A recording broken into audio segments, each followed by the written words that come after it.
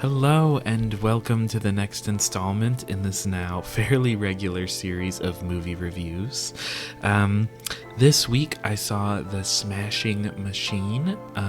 I was admittedly literally the only person in the theater. That's not an exaggeration at all. But as a result, I thought it would be sort of interesting to talk about this movie.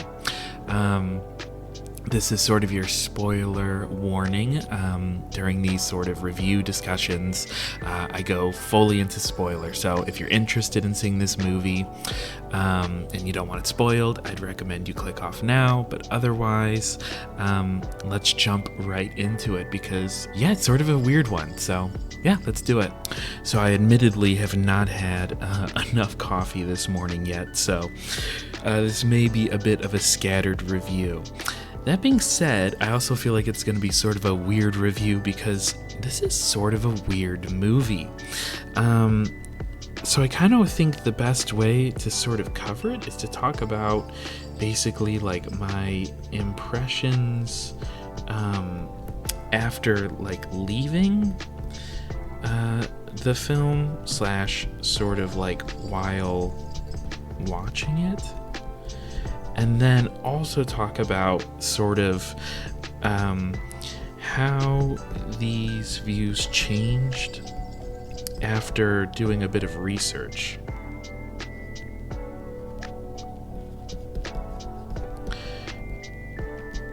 So I guess the best place to start is, what did I know going into this film? Okay, so going into it, I knew nothing. So I thought this was going to be sort of a fictional, just a fictional like boxing movie based on this little bit of press and like sort of promotion I'd seen. I'd seen the cover, I'd seen the name. I don't think I ever had actually seen a full trailer, except I'd seen a couple photos with the whole, The Rock looks unrecognizable. And so I had sort of seen what he looked like, but again, I totally thought this was going to be a fictional boxing movie, and since The Rock's sort of like acting career is sort of hitting a rough patch, because at first he was sort of like a Hollywood darling and everyone loved him, and then it feels like he was in too many things and started to get sort of like, over saturated in the market, and then people started to sort of nitpick things and find out weird stuff like in his contract he has it that he can never lose a fight. So it felt like this movie was sort of his attempt to make sort of like a comeback in cinema and sort of like show that he's a serious actor and things like that, which leads me, it's a bit of a rough segue into something I want to get on the record, because I feel like I haven't seen anyone say this yet, but I feel like this is going to, people are going to pick up the trend soon, but I want to get this video up so I can say I was one of the first to notice it. Has anyone noticed that there is a new trend of actors with bad PR making, what I guess it'd be martial arts movies? Because sometimes it's boxing, sometimes it's wrestling, etc. Because we had it a little bit with Zac Efron, was sort of having a bad press moment with plastic surgery in his face and all that. He's the most minor case of that, but then he made that A24 film. But much more importantly, we had, The Rock made The Smashing Machine. We have Sydney Sweeney, who she's had been having a lot of bad press with that whole American Eagle, I think, or Levi's. It was a jean ad. She had that whole thing going on, and people are kind of getting upset with some of her political choices and dating choices and all sorts of stuff. And then we also have it with the guy who was gonna be in Marvel. Let me look up his name. Okay, maybe it's not specifically about boxing, but it is Jonathan Majors in Magazine Dreams. But again, it's sort of the whole, all of these are sort of like, wow, actor is unrecognizable because they're doing something athletic with like bodybuilding, or again, because also the martial arts stuff's about intense bodybuilding, and it looks like that movie might be about bodybuilding instead of martial arts, but you get the point. I feel like there's a weird thing going on with this sort of like athleticism movie redemption arc, and the weirdest part of it is I feel like there's a slight sort of like ghost of the whale, and you're probably thinking, well, it has nothing to do with martial arts, and exactly, but that was this big return movie for Brendan Fraser, where he had been out of Hollywood, although for him it wasn't because he had bad PR or bad press. He had been, negatively or unfairly ostracized due to stuff that I'm not going to get into, but the point being is that then his big break was like this A24 film where he became unrecognizable physically because he I think it was mostly prosthetics, did an overweight character. And he got this big standing ovation. It was like super long standing ovation and great press, and it was sort of like he's back to being a Hollywood darling. And then when The Rock made this movie, which also had him doing an A24 film where he got unrecognizable, although notably he didn't want to be playing an overweight character, he wanted to be doing something more, athletic. He also got the long standing ovation after it was shown, and the clip looked like almost like it was a 1-to-1 where he starts to tear up. It was exactly like the Brendan Fraser moment. But this movie flopped, which is all the more interesting because if it had gotten that standing ovation and that wasn't like a manufactured sort of press moment, you would have thought that it would have gotten just as much sort of attention as The Whale. But anyway, there's my little totally random side tangent over. So I'll get back into what I knew going into the movie. So basically, as I already said, I thought it was going to be fictional, and I thought it was going to sort of just be like a Rocky movie where, the underdog gets better at fighting and then wins it all. However, totally doing a meta read, because I did not know about the UFC, and I didn't know about Mark Kerr, and I didn't know about his nickname, I think, the Smashing Machine, which actually comes from a documentary, which will be relevant later. I had heard the title, and I was sort of like, thinking that, this is going to be The Rock trying to be a serious actor and all this stuff. I was sort of expecting it to be like this fictional drama where, you have a boy who is coached by his dad, and his dad is sort of rough on him, and so he starts to sort of think of his own identity as being like, I am the Smashing Machine, where it's machine, sort of like a dehumanized thing, and I thought it was going to go there. Then when I went into the movie and I immediately saw, it's about wrestling and it's about UFC, I was like, okay, totally different, but I still thought it was fictional for a while. And as a result, scratch that. They say that it's based on a true story. So then I didn't think it was fictional, but I thought it was going to be a dramatization of something that had less to do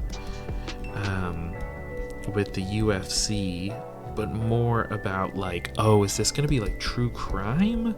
Because we see a lot with this sort of career that there's a lot of potential for brain damage through concussions and all sorts of stuff, and I know that there have been a couple people who have been in this circle who have then gone on to commit crimes, let's say, and so I kind of, for most of the movie, I had this tenseness because you see that there's some things he's some bad things he gets into. He gets sort of addicted to substances, and he has sort of a toxic relationship with his girlfriend. And so I saw these and I was like, that's a recipe for disaster, because also on camera he is like this hulking like warrior of a man where his muscles are like insane, and there's like a shot of them where they're driving in a car and he's basically like can't even fit in the car because he's just so jacked basically.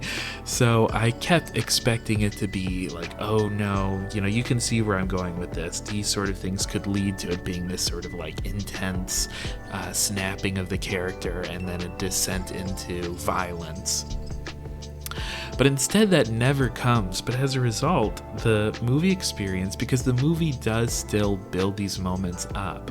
So basically, unless you know everything about Mark Kerr, who's the real life person that's being depicted, if you don't know everything about him, it keeps doing these things where it's like rising tension, oh there's a boiling point, and then nothing happens, then rising tension and it's a boiling point, and then nothing happens, and etc, etc, etc. So it's a weird movie experience because you keep sort of getting tense in your seat and you sort of lean in towards the screen and you're like, oh boy, where's this gonna go? And then it never goes anywhere. So that's all weird. And then we get into what really happens in the movie. So it starts off with him in Brazil. And so if you think of this, on this channel, we talk a lot about writing and we talk a lot about story structure and poetry and all sorts of stuff like that. So, if you look at the normal story structure, you have it where there's the character in a state of, their normal state of normalcy. So they're being normal. Then they have an inciting incident that sort of starts everything. The event that starts everything. Then you have the rising action. Then you have your climax. And then you have your resolution, and then it's, the end. So that's how your normal story structure tends to go. There's a couple different structures, but like a lot of them follow this, this is Freytag's pyramid. Oops. So you have that, right? So keeping that in mind, so let's draw like a smaller version here in the corner. So it starts in Brazil, where he is starting to become a famous wrestler fighter. Then it goes to him basically being in Japan, where he's about to do a big tournament, and they've made it so that certain moves are illegal. His opponent uses the illegal move, which causes him to lose for the first time. But then that actually becomes a no contest. And so here's one of the moments where they build it up as basically being like, interviewers are asking like, what happens if you lose? And the main character literally says, I can't really compartmentalize that. It's just not something I've ever thought about, and I don't plan on doing it. And then he immediately loses. But then it's quickly resolved by being a no contest. That being said, during this moment, he has a bad fight with his girlfriend. So keep that in mind. Then, following this weird loss, he's back at home and he sort of gets into the addiction. Sorry, my handwriting and spelling is atrocious today, but you get the point. So he deals with this, and then he has, to get the yellow back, more fights with his girlfriend. Then he is, he's home and he gets clean, but then he has, if you can guess it, more fights with girlfriend. Then they separate for a bit once he's clean, because there's this whole conflict about how she still wants to be at a party and stuff, and he's now being like very stern and strict about things because he wants to stay clean. So then, if I remember correctly, basically then there's this, this new fight, and he starts to do well and get closer and closer to the tournament. This is another one of those Japanese ones. So it's in Japan. It's called the Prize Cup, I believe. I think that's wrong. Let me look that up. All right, so I believe it's actually Pride. So he's starting to do that, and he's starting to go up in the brackets. And again, at this point, his girlfriend has left, but then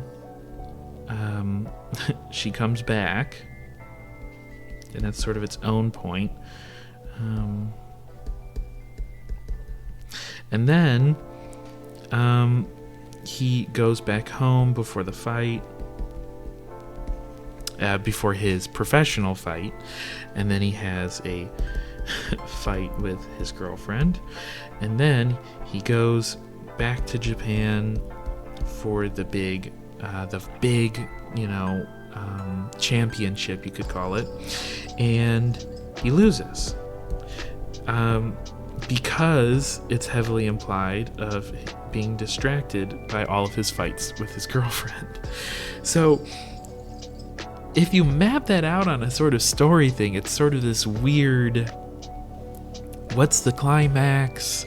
Because the weirdest part is after he has this fight with his girlfriend, and she actually has to go away with the cops because she was threatening, let's say, self-harm, and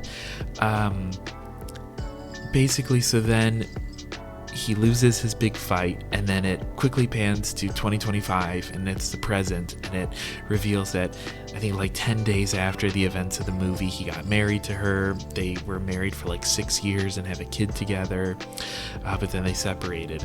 And it's this really weird, because in the background, with all of this, they've been building up this other whole story, which is with, I believe, another character named Mark, who's his friend who got him into fighting, and then he's been sort of his coach. He was there when he was dealing with his addiction. He helped him get clean. And then there's this new reveal that since he's older, this may be his last chance to participate in a championship fight like this. And so they keep building up that it's going to be Mark versus his friend Mark, and so they're going to be fighting together. And so you would imagine that would be the big climax. The two friends, only one of them can win. They've both been working so hard with this rising action to get there, but he loses before he even gets to fight his friend. And so then we see very quickly his friend fight a totally random opponent who we haven't met in the movie. He quickly wins, and then it just ends with The Rock's character Mark just kind of laughing in a shower to himself, while we see his friend Mark look kind of sad and alone in his sort of like prep room or whatever, and he has the belt around his waist, but he seems unsatisfied. But that's where all these questions come up. I was immediately leaving the theater. My questions were like sort of, what was the point? And that always sounds sort of like negative, but it was more like basically like what's the message? What's the story? Because even in, biopics and things that are based on a true story, with those things, they usually still make a story. So they'll find a particular point in a person's life, and they'll sort of structure events in such a way that you get that sort of rising action, the big climactic moment, which is usually a victory for the character. Like, oh, they've been wanting to be a star forever, they've been losing, but then they start to play some shows, they start to get some fame, but then something happens that threatens their fame, but they play the show and it's a standing ovation, and it's like, and that's how a star was born, etc. So it sort of was just weird walking out of it, because it kind of really just felt like the only real theme was that his girlfriend sort of ruined his life a bit, because she was the one who kept interrupting every time he almost got to his dreams.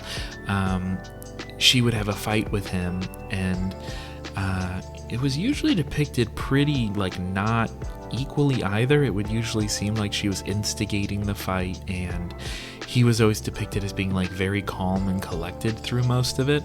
So it felt all the weirder because it was less of like, oh, they're in a toxic relationship together. It was more like, you know, he just needed to get this one person out of his life, and then it almost feels implied that had she not been there and had been an influence, he might have actually won those tournaments, because he makes a really big deal in the beginning of the movie, which is sort of like a Chekhov's gun thing, where he says you have to be extremely focused, you have to be like a laser pointer rather than a flashlight, and if your mind isn't totally focused on the fight, you're gonna lose. And then we proceed to see him getting, you know, distracted time and time again by his girlfriend. So that felt weird, because it sort of felt like, what a weird movie to make. And then you add on top of that he continued to keep fighting. It says when it jumps to the present for, I think, until 2009, but this movie only focuses on, I believe, 1997 to 2000. So it's all the weirder that's like, why'd they choose this chunk of time if he keeps fighting and keeps going? And also, since you already saw him sort of lose with the whole no contest thing, ending on a loss feels weird, because it feels like it didn't carry weight to him. At first I thought like, oh, he lost his big fight, this is going to be devastating for him. But then we sort of just see him get his stitches, he walks to the showers, turns them on a little dramatically, but then he just sort of starts laughing. And considering that it built up this whole thing of like, oh, this is gonna probably destroy his sense of self, that felt like a weird thing. And then it also felt weird that it ended with seeing his friend look unsatisfied with the win, because we've been seeing him in the background trying his hardest, and I actually thought it was going to become a point of conflict, that it was going to be that he didn't, you know, celebrate and sort of congratulate his friend, but his friend has always been there for him. But that didn't end up becoming a thing, because then the movie just ended right after that moment, because I thought, oh, are they going to have like this big falling out? And, you know, I was just trying to figure out, like, since it didn't make a big deal of him losing, it also didn't really resolve the conflict with his girlfriend, because the last part of the movie, she's just off screen because she gets taken away by the cops after their last big fight. And I kept expecting him to maybe like relapse, because there were weird moments of him having to interact with medication to like help his coach and things like that, but that never happened. There was no relapse, but there also wasn't like it ending on a triumph of him being clean. And he doesn't want a kid, and then the movie ends with revealing that he's had a kid, and so it really sort of felt like it was just this movie about how his girlfriend ruined his life.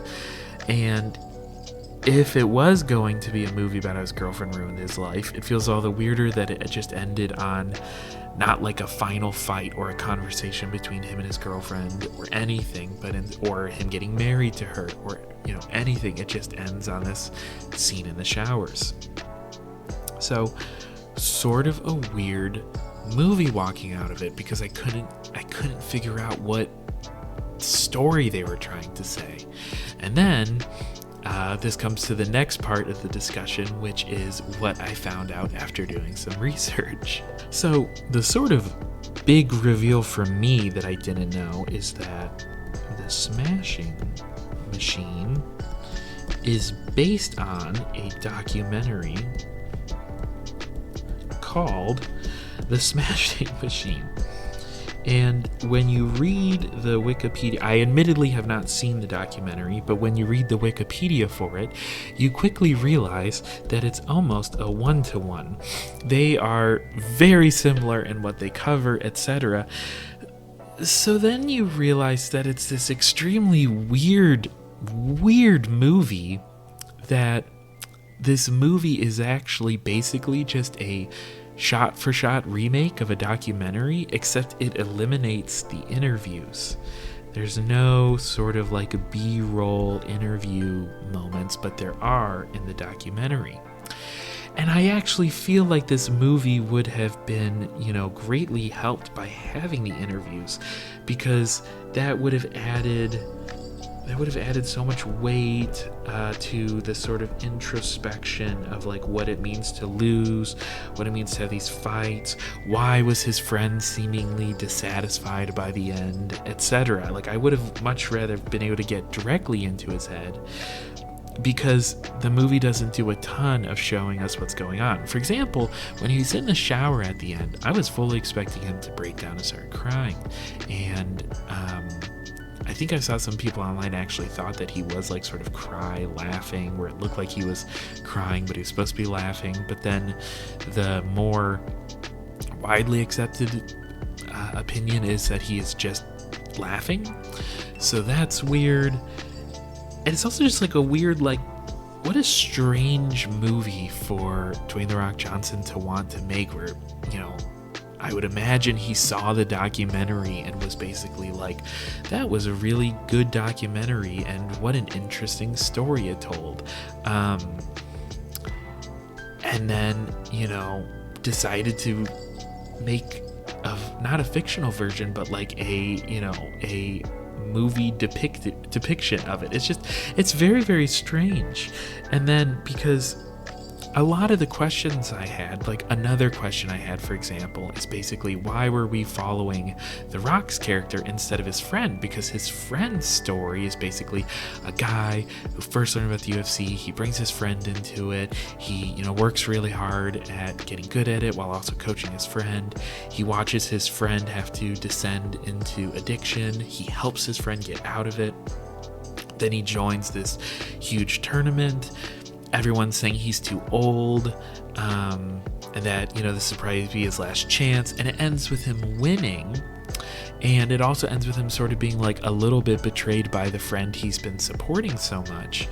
But when you realize, like, a documentary crew wouldn't have been able to predict that Mark would have lost, or really any of the twists and turns, that Mark would keep getting back together with his girlfriend who kept it distracting him. And so, like, you can imagine the documentary crew almost chose to follow the wrong person, because, like, the real star of the show is his friend. But that's real life. When you're making a documentary, you don't know how things are going to end up with these sorts of sports documentaries if you're not doing a retrospective. So all of the complaints I have about the movie are forgiven when it's a documentary. But again, it's all the weirder that, like, The Rock's big sort of like redemption movie of him being an actor, showing that he's a serious actor and all that, it's just like a remake of a real documentary that actually had like the real people in it, so you actually got to see the real fights, etc. So I don't really know what else to say except for just like, how strange is that? I just sort of wanted to highlight just like, that's kind of a bizarre creative choice. So that being said, I think we're ready to jump into sort of final thoughts.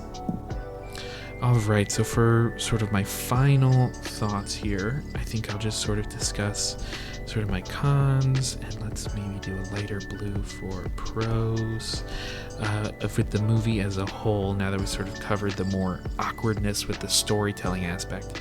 So cons, I felt like the fight scenes didn't really carry a lot of punch, which is sort of an intentional pun.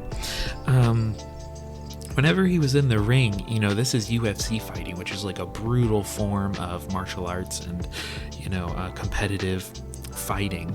And I kind of felt like it wasn't really, like, there was no weight. Like, sometimes you'd see him sort of like kick his opponent, and it kind of looked like he was very slowly moving his leg to sort of just kind of like kick the guy aside, etc. It felt really strange to me that also, The Rock is from WWE, where they do fake fighting all the time, and so you would think he would be really good at delivering these sort of fake blows, but no, it was just didn't really carry a lot of weight. The pros I want to say is I do want to highlight that the acting was phenomenal. It was like this is my little 5 stars. The acting in this was really good. The fight scenes with Emily Blunt were excellent. I thought she kind of stole the show in a way.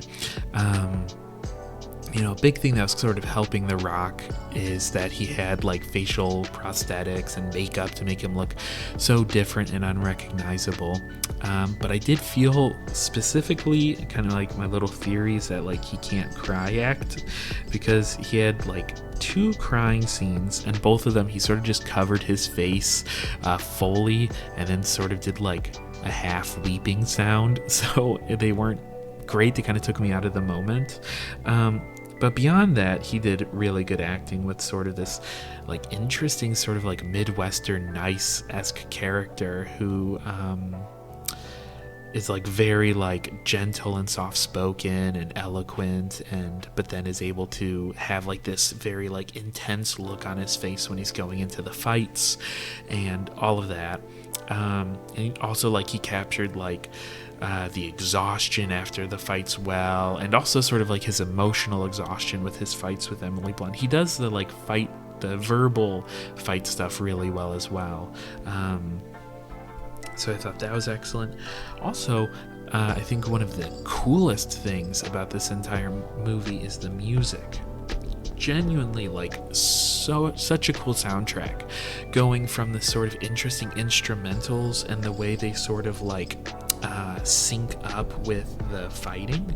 So if he gets hit in a fight, you kind of hear like a sort of dissonance, I think like a saxophone at times, or like a drum beat and like stuff. So, and it sort of like has the whole like musicality of UFC fighting, which was really interesting. And then there was also just some like really cool songs. There was like a really cool rendition of the Star Spangled Banner at one point, and there was also a like live performance of like My Way rather than just doing the standard Frank Sinatra version. But like this is something that I'm like want to keep on my radar, the people who are working on the music for this, because really interesting.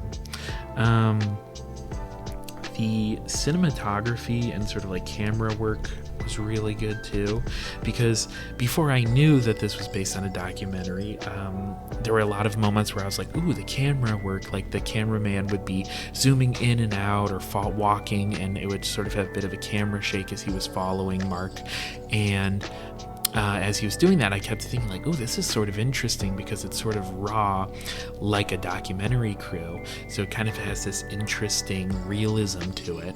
And so I thought that was a really cool creative choice. And I liked that a lot. And yeah, I think that's sort of it. Like I said, it's sort of an odd movie. I've already mentioned it, but with the cons, I kind of felt like the only other thing would be that it sort of kept faking you out with these moments of tension, and then nothing would come of it. But it's also based on real life, so they can't just add in a ton of drama that didn't really happen. But at the same time, they could have probably handled things differently, so it didn't feel so much like it was a growing conflict, like rising action. But yeah, beyond that, what score would I give this? So out of 10, if 5 is like an actually average score, because I feel like with scores out of 10, sometimes we forget that like 5 is like a medium neutral score rather than it actually being bad, and then 10 being excellent, best movie I've ever seen. I feel like I'm gonna give this one like a 6, in that I feel like it's above average with the music and the acting and all of that, but it just loses a lot of points because I feel like ultimately it kind of fails to tell a truly compelling story, just because there's, again, so many weird sort of story beats, since it's based on this documentary that's kind of tells at times a vaguely unremarkable story, just that, you're expecting either he wins in the end or that he fights his friend and loses to his friend, and there would be tons of more drama with that. But that drama just never comes. And I felt like it sort of ended on a weird note in general, especially considering that he doesn't, die in 2000. So why did the story end at 2000? Except again that the documentary ended at 2000. So yeah, I feel like I would give this one 5.5 or a 6, where I was ultimately sort of bored and disappointed at parts, but it's also sort of stuck with me as sort of a strange movie, and that's why I definitely want to get a lower score than 6, I'd say. So with all that said, I think that sort of wraps up this little, like I said, spontaneous movie review. If you guys are liking this sort of content, please let me know. It'd be great if you could subscribe, help grow the channel. It's just sort of fun getting that positive feedback, and also hopefully getting more engagement in the comments, just because I genuinely would love to discuss these movies with you guys. If anyone has gotten this far and has seen The Smashing Machine, what were your thoughts? Did you like it? Were your thoughts more negative than mine, or did you enjoy it more? Especially maybe if you're someone who follows the UFC more, was this more of an exciting movie for you? This is sort of a world I'm not super well versed in, so for me, maybe there were some cool moments that didn't land for me that would have landed for you. But yeah, with that being said, I hope you guys have a great rest of your day, and I will see you in the next one.